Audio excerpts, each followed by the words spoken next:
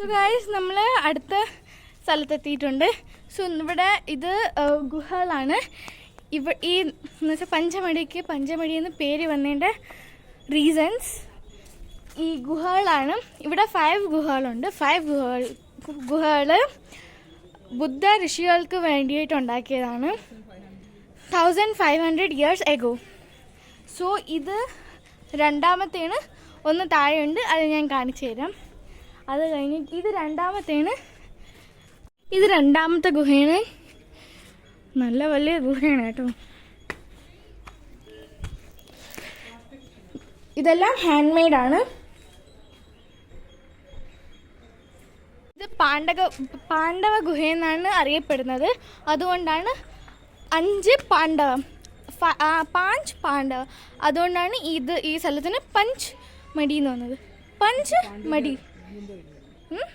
ഇത്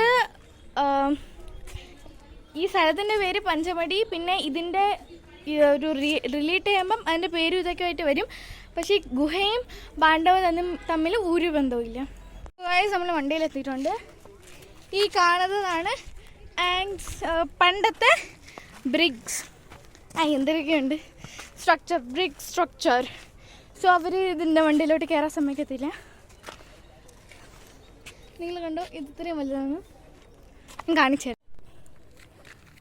ബ്രിക്ക്